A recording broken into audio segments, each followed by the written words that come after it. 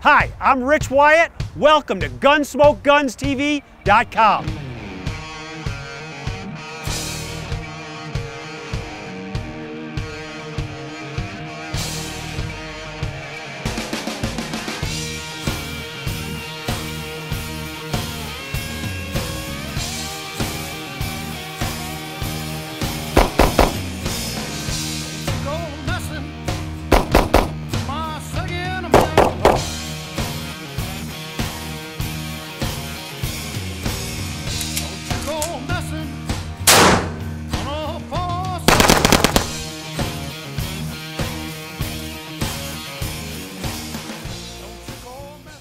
All right, Bob, so this is the 03.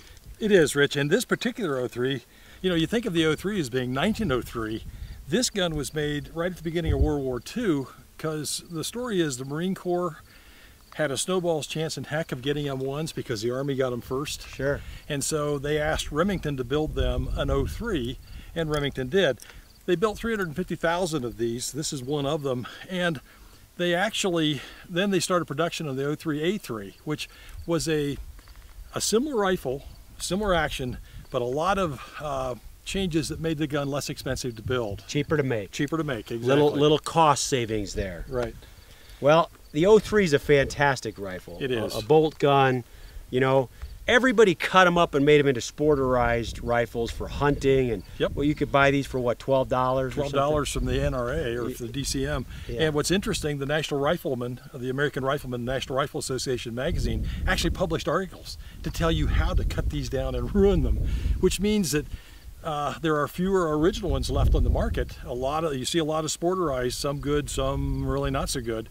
But finding an original one is really pretty tough. Well, and these guns weren't valuable, but now they are. Exactly. And so, Bob, what's a gun like this worth in this condition, a 1940s vintage?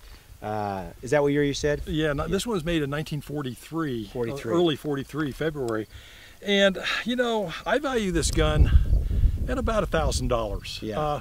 Now, if this were a 1917 or 1918 vintage 03 in original condition and as good a condition as this, it could be worth a couple $1,000s. Sure. You know, Bob, I remember, and we'll show you guys one of my 03s that's in the Cosmoline in the box. And yeah. I remember trying to sell that for $1,000 one time at a gun show. And the guy kept arguing. Well, no, I wanted $1,000. Yeah, I know. And the guy kept telling me, it's not worth $1,000. And I said, then don't buy it, go away. He wanted to pay $800, and I'm so glad I kept that gun. Here's the original shipping box that this gun shipped out in from the NRA. You can see the original marks here. As we go down, you can see the NRA stamp, the serial number of the gun, the shipping label from the National Rifle Association, also shipped from the Pueblo, Colorado Ordnance Depot. How cool is that? Right here in Colorado. You can see who it shipped to. Everything right there. Not only that, inside the box, of course, was the gun. Here's the original wax paper tool, adjustment tool. Inside's never been opened. You can see the staple right here.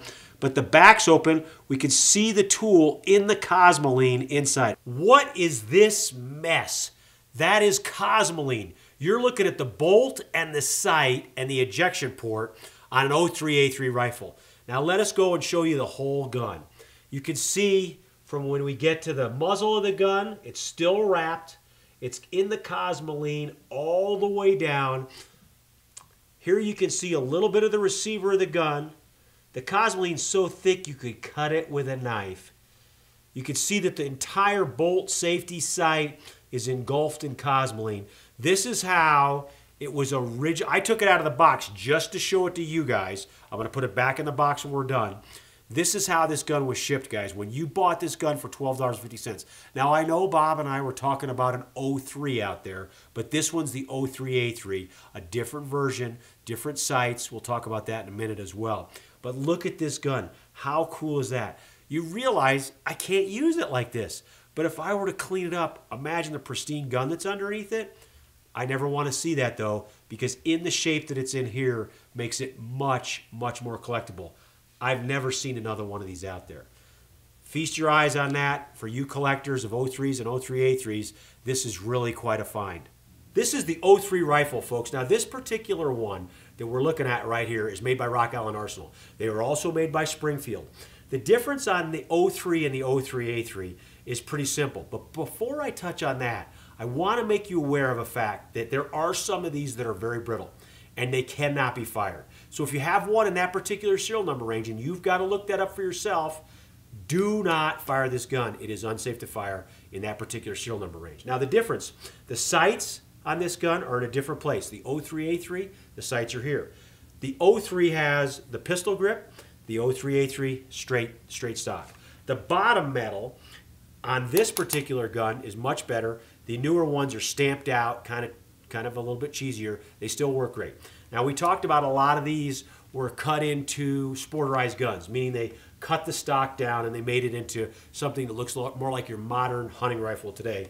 And these are fantastic guns, guys. Look at the quality of what you're seeing right here and what's made. Now, when they switched over to the 03A3, these guns were made by this particular one's a Remington, and they were also made by Smith Corona, the typewriter company. So there's 4 basic manufacturers for the 03 and the 03A3. We'll get into the 03A3 later on. Now we also mentioned some stuff about pricing on these guns, and I want to make you absolutely aware of a couple things. Some of these are through the roof. Bob talked about $3,000 for the gun in the Cosmoline.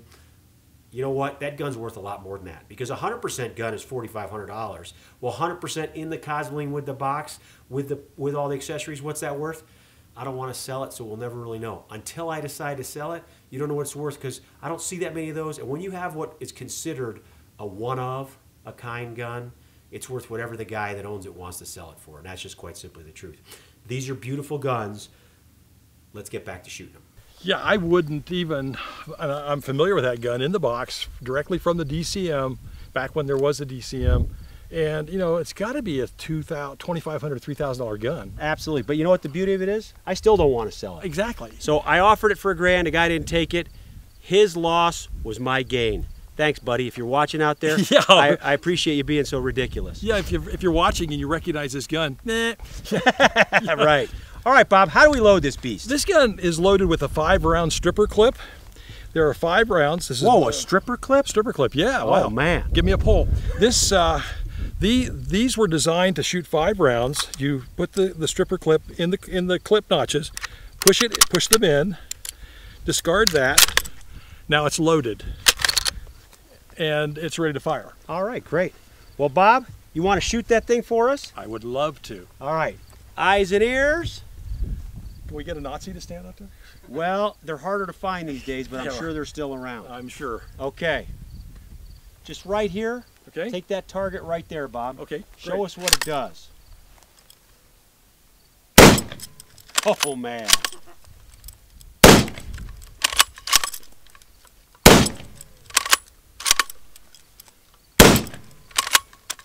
Now, Bob, well, that's a nice feature. I like that. This is a magazine cutoff. There's this little lever on the side, and if you push down on the follower and push this in and pull this down, it keeps from loading from the magazine, so you can single load.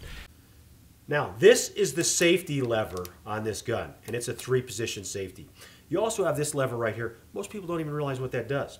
Okay, you see it says on and off. On, off. Okay? When that is all the way down, you can run the bolt to the rear and you can run the bolt forward when it's empty. When you're actually using it, you want that on, so when you run the bolt to the rear, when you run out of ammunition, the follower comes all the way up and blocks the bolt. So you know you need to drop another stripper clip in. When you put this to the middle position, that's where you remove the bolt. That's where you take the bolt out of the gun, folks. And so that's set up for cleaning and for managing your weapon system. But that is the cutoff lever that Bob's referring to.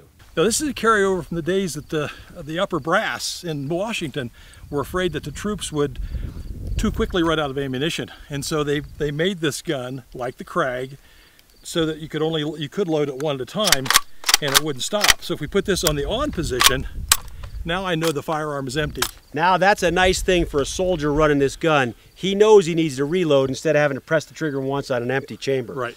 Now the one thing we didn't mention, and I think we probably just overlooked it because we figured everybody knows, but is this a 223? No. No. This is a real cartridge. This is a real man gun. It's not a 22. This is a 30 caliber, 7.62 millimeter if you want to go to the millimeter thing. But it's a 30 caliber, model 1906, 156 grain bullet in this version, and it's got some reach out, knock 'em down power. So in common nomenclature, that's a 30-06. And as the old saying goes, there ain't much you can't fix with $400 and a 30-06. That's exactly right. There's probably been more game killed after a 30-30 with a 30-06 than anything else. Well, Bob, thanks for showing us your rifle. It's been fun. All right, have Thanks, fun. Rich. Guys, thanks for watching Bob and I on GunsmokeGunsTV.com. Please tell all your friends about us. If you enjoyed this, if you didn't like it, please send us in $10. Thanks a lot.